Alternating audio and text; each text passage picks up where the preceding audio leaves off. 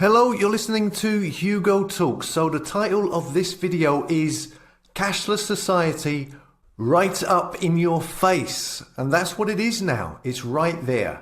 I've been talking about this for ages. And we're seeing articles about it yesterday in The Telegraph and this one in Sky News. We've got the World Government Summit, which is going on now in Dubai. They're openly talking about it. That and the New World Order. All the things that were being labelled as conspiracy theories by all the jerks on these mainstream media platforms like Talk Radio and GB News and the BBC and all of that crap. The Great Reset is a conspiracy theory, some of them said. Some of them are still saying it when it's openly happening and talked about in public, you know? These things are slowly nudged in without, they don't want you to take notice of it, okay? Now, it's very, very simple, right? The cashless society, the banning of cash is in my opinion, the single most important thing of everything that's going on, all right? It's the final chess move. It's the move that checkmates you. We can talk about the World Economic Forum, jib-jabs, passports, digital IDs, social credit systems, Bill Gates, the bankers, the Rothschilds, human rights, 24/7 surveillance, monitoring people, digital enslavement, right? Crisis actors, Ukraine, Russia, we can talk about all of these things. But the single move of a cashless society, the banning of cash, is the one thing that will make all of these policies, all of these strategies, these tyrannical entrapments, it will make all of them function. The cashless society facilitates all of these systems and makes them work. You can have passports and IDs, but as long as you've got cash, you can buy stuff. You can be independent. You can transact without permission, all right? Once it's gone, you're locked in. For example, if you have a grandma who has never had a smartphone in her life, once they ban cash, what's she gonna do? She will have to get a smartphone if she wants to buy stuff, right? And I'm sure the government will provide them free of charge. This is the beast system. This is not being able to buy and sell without the mark. This is the one key thing that all of this is leading to, because once it's in place, they've got you, unless you're willing to live outside the system, growing your own veg and bartering, which I'm sure they will probably make illegal at some point. So, this is the point that people need to be made aware of. Too many people still sleepwalking into this. Too many people using their smartphone to pay for things. They need to stop it and pay with cash. You need a movement to start up around this. A movement to inspire people to only use cash to counter this digital takeover. This is what these commentators, these people on YouTube with millions of followers should be doing and talking about. If they were on our side, they should be influencing people to stop paying digitally and to only use cash. But they won't, will they? And we all know why. So share this video, because people don't realize that the digital trap is about to close. It could be about a year or more. It may even be sooner. And every day they are nudging people towards a cashless society, whether it's closing down ATM machines, certain banks in certain areas refusing to accept cash, so local businesses don't have anywhere to cash in their takings for the day. Again, like nudging the local cafe to say go cashless. Tesco petrol pumps, for example, many of them only accepting payment by card. Self-service checkouts in supermarkets increasingly saying, card only, slowly nudging people towards a cashless society. This is Pippa Malmgren, who was at the World Government Summit yesterday. She was a special assistant to USA President George W. Bush, openly talking about how cash is going away and a central bank digital currencies are coming in and a new world order, etc., etc.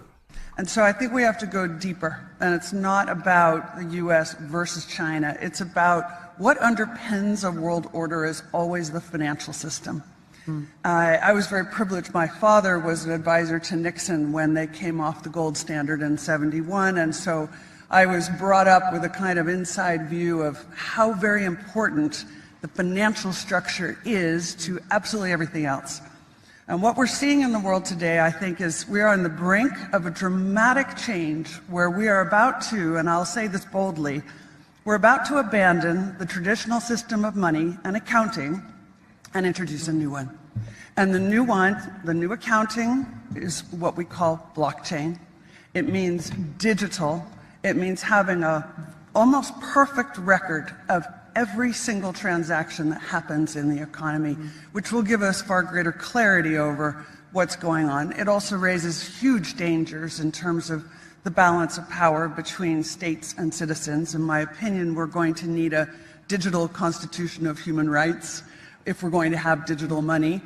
But also, this new money will be sovereign in nature. Most people think that digital money is crypto and private, but what I see are superpowers introducing digital currency. The Chinese were the first.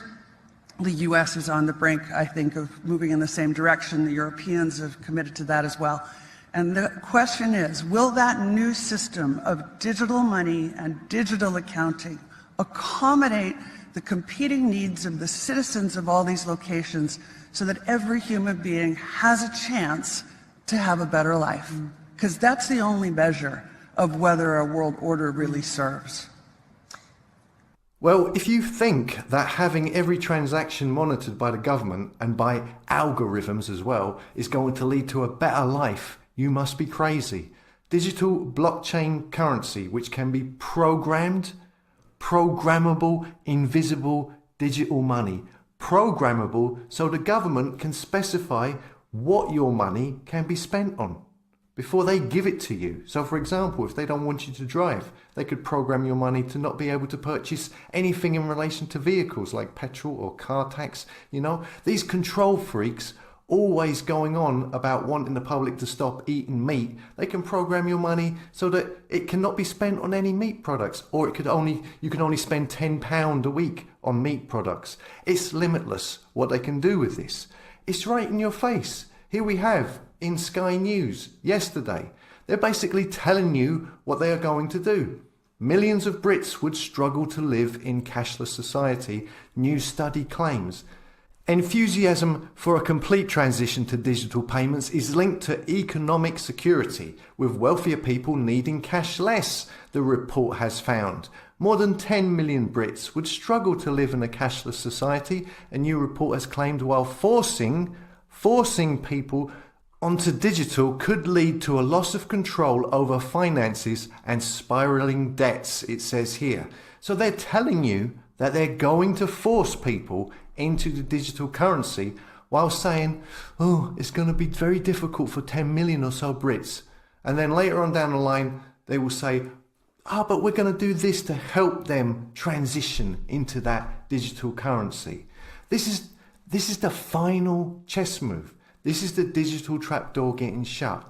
All other topics are irrelevant, really. This facilitates, and glues together all the other crap. The social credit scores, the instant fines taken straight out of your account, the freezing of your bank account for not doing whatever they want.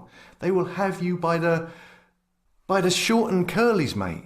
Yeah? I mean, do you really want banks and governments telling you what you can and can't do, telling you when you can and can't go out? You want to hand over your freedom and relinquish it and become a slave to these super rich Decepticons?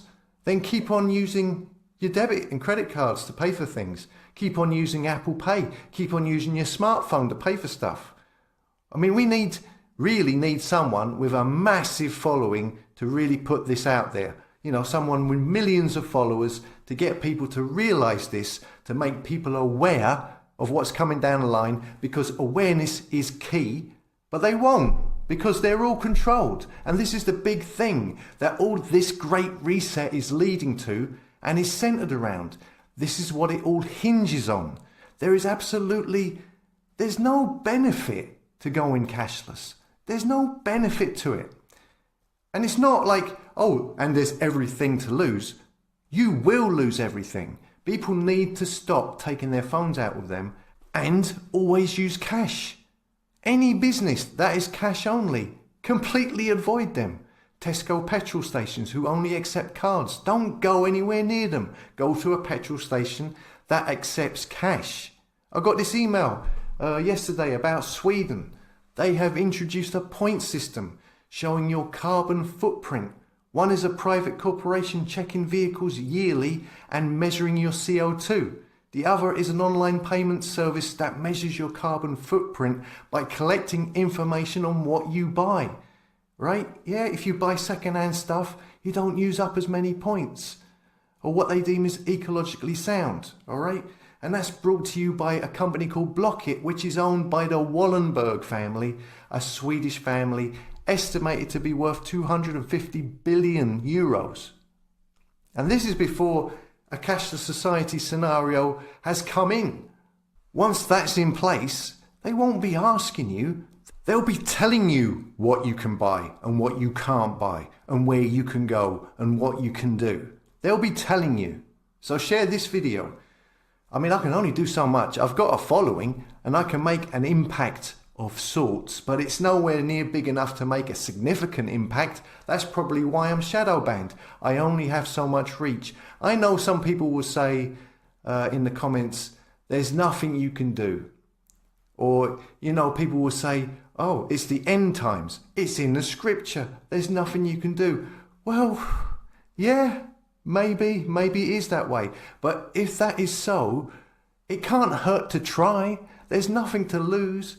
We may as well make it hard for them. You may as well still warn people and try to get them to stop using them fecking cards. I mean, when I go to the supermarket and I'm paying for my goods, I'm nearly always the only one paying with cash. Why is this?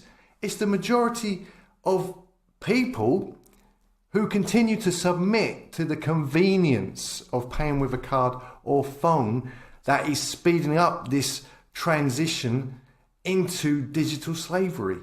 You know, the digital trap is closing because of these people. And if they were aware of where this is leading, they wouldn't use the cards or their smartphones to pay for stuff, and they would use cash more. It's all about awareness. If people were aware of what this cashless society is going to do and what they are going to lose from it and how their options will be removed from their life and how much that can and will be exploited, then they would start using cash. Simple. Anyway, thanks for listening. Come and subscribe to the tribe at hugotalks.com, a place for like-minded souls, and I'll see you later.